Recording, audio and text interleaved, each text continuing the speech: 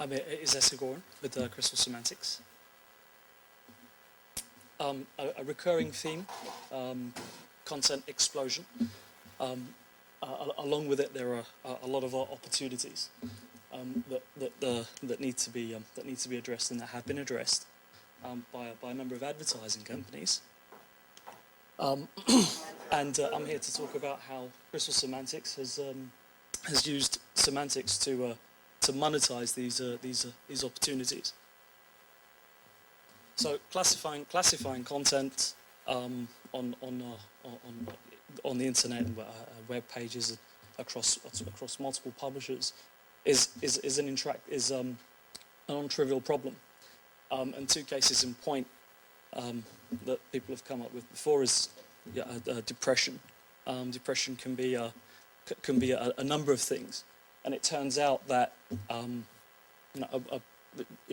in general, if you include brand names and nouns and pronouns, there are approximately 2.5 meanings on average per word in the English language, and a lot of mistakes can be made by advertisers, marketers, planners in aligning messages, products, and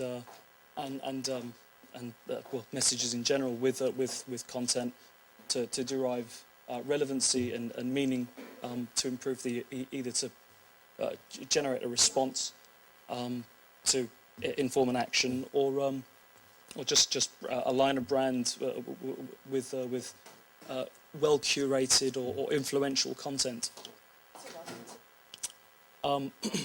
So how is this done in the world of advertising? How's this done?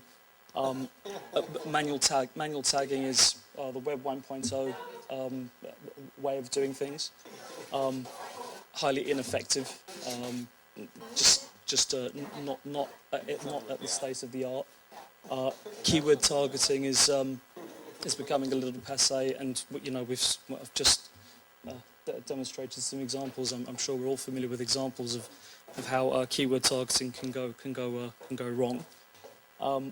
And then there's contextual, which is next generation keyword, and then semantics, which is of course we're all familiar with the use of semantics linguistics to take a holistic approach to determining page level content, and that's what we've spent the last 4 years at Crystal Semantics doing, is applying semantics to page level content that's attractive and usable to advertisers, branders, marketers, be it direct response or just branding.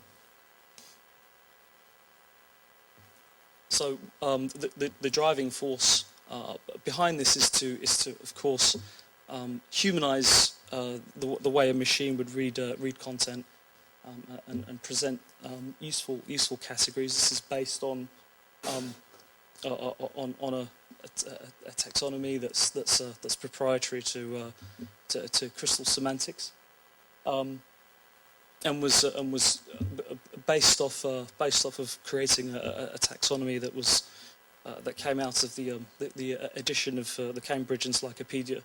Professor Crystal, who's a renowned linguist a well-known linguist, was